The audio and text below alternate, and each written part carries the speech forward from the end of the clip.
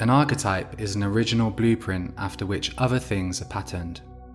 As long as 2,500 years ago, ancient Greek philosopher Plato proposed that all physical appearances originate from non-physical essence. He called this the theory of forms. In his genius, psychoanalyst Carl Jung applied this theory to depth psychology. For Jung, archetypes are psychic energy patterns that emerge in individuals and the collective. Core ideas, or archetypes, do not change over time.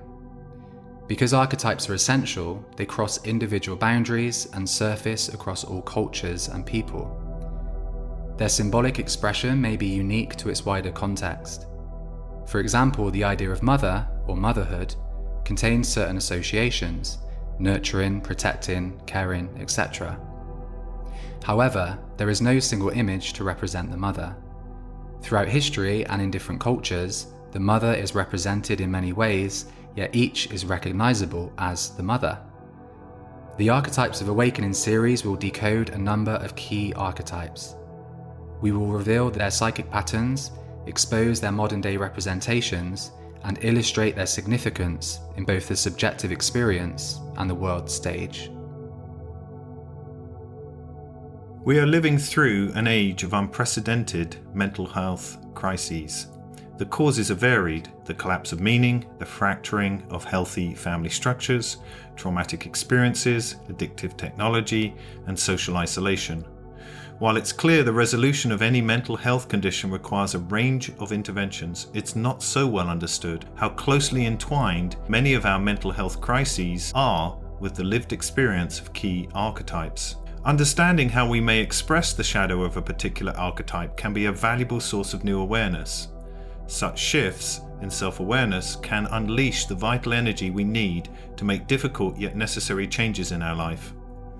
Archetypes also help us to decode what is happening in our world at a time of increasing volatility, uncertainty, complexity, and ambiguity, all sources of anxiety and emotional distress themselves. As Hermes Trismegistus said, "As above, so below, as within, so without, as the universe, so the soul." Each individual is inseparable from the whole, or what Jung called the collective unconscious. Exploring this from within is the process of self-knowledge. As I understand the world, so I understand myself. According to Jung, the shadow contains the unconscious parts of ourselves that we fail to see, acknowledge, or accept. In suppressing unfavorable emotions, behaviors, or desires, we hide them from sight. Yet they still operate behind the scenes and often influence our behavior. They may also surface in our fantasies and dreams. When unclaimed, this inner shadow can be mistaken as coming from the outside world in a process of psychological projection, such as the spiritual seeker projecting their potential onto their chosen teacher, or the hopeless romantic projecting their sense of divinity onto the image of their lover. These wounds also make themselves known in our behaviors and choices, including negative projections onto others, including their mischaracterization on the basis of ethnicity, race, culture, gender, sexual orientation, or other life choices. Shadow work is the active process of making the unconscious conscious. It is a process of relinquishing projections in order to reclaim fragmented parts, and therefore take responsibility for the fullness of the inner self. According to Jungian analyst and author Robert Johnson, the purpose of learning to work with the unconscious is not just to resolve our conflicts or deal with our neuroses. We find there a deep source of renewal, growth, strength, and wisdom. We connect with the source of our evolving character. We cooperate with the process whereby we bring the totality of the self together. We learn to tap that rich load of energy and intelligence that waits within.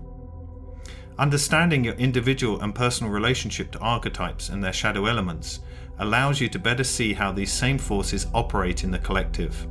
However, Johnson also warns, when you approach the unconscious, you are dealing with one of the most powerful and autonomous forces in human experience. The unconscious isn't to be feared, however, but respected. Developing consciousness can be an uncomfortable process, but is always necessary if you are seeking a more fulfilled life. For Jung, the development of consciousness was non-negotiable. It is required to liberate individuals and wider humanity from the imprisonment of unconsciousness. Liberating ourselves from unconsciousness and navigating its terrain with respect requires a deeper understanding of the shadow.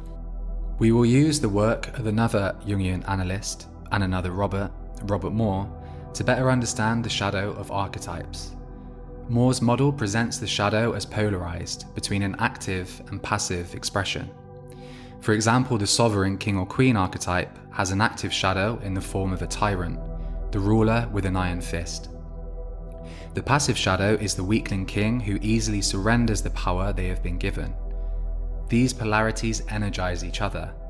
Without the weakling who surrenders their power, there would be no tyrants. Yet tyrants are at the mercy of the passive shadow too. Stand up to a tyrant and you find a weakling hiding inside of them. When ruled by the shadow, we oscillate between its active and passive expression. By exploring each polarity within ourselves, we begin to find a point of equilibrium. Only then can we engage the archetype in a healthy way and connect to the powerful force of the unconscious.